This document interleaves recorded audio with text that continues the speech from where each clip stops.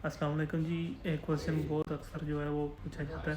पहले भी मैंने इस पे काफ़ी वीडियो बनाई है कि साइप्रस आना चाहिए, कोई और हम ऑप्शन है जो वो कंसिडर करें। देखो सिंपल सी बात है, मैं आपको समझाता हूँ।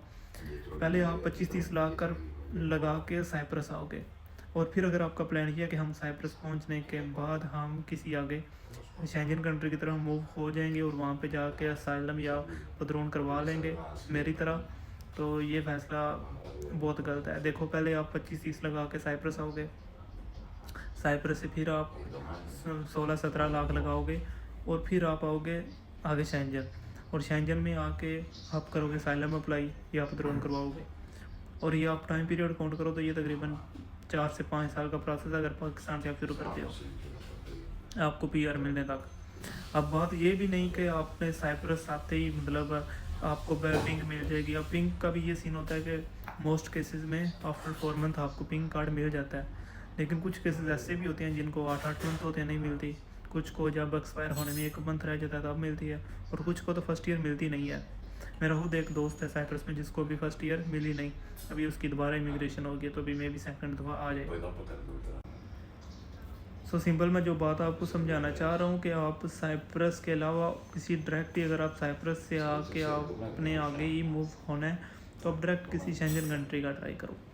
शेंजन कंट्री का अब आपके ज़हन में होगा कि वो वीज़ा थोड़ा मुश्किल है।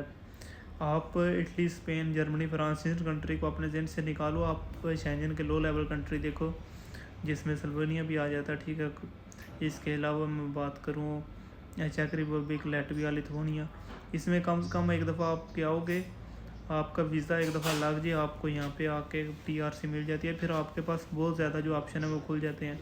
जब आप उस कंट्री में कुछ अर्सा गुजारते हो, आपकी एजुकेशन है 2-3 साल बाद आपको फिर जो है वो नेक्स्ट कार्ड मिलते हैं, फिर आप यूरोप के दूसरे कंट्री में भी शिफ्ट हो जाते हो। लेकिन यह कि जिस कंट्री में बंदा ज़्यादा टाइम गुजार लेता है उसका सेटअप उधर भी हो जाता है, और इन कंट्री में बहुत जो है वो कम तादाद में स्टूडेंट आते हैं और इनकी वीज़ा रेशो अच्छी है। साइप्रस की भी आपके ज़हन में होगा कि साइप्रस की वीज़ा रेशो 100% है, लेकिन इन कंट्री की भी वीज़ा रेशो 90+ ही है। मेरा तो ये मशवरा है, अगर आपका थोड़ा बहुत जो मार्क्स हैं परसेंटेज वो ठीक है, आइट्स तो उन कंट्री में चाहिए भी नहीं। अगर लिथुआनिया, लातविया की मैं बात करूँ, चेक रिपब्लिक की बात करूँ, उन कंट्री में नहीं चाहिए आइट्स, तो आप उन कंट्री को कंसिडर करो।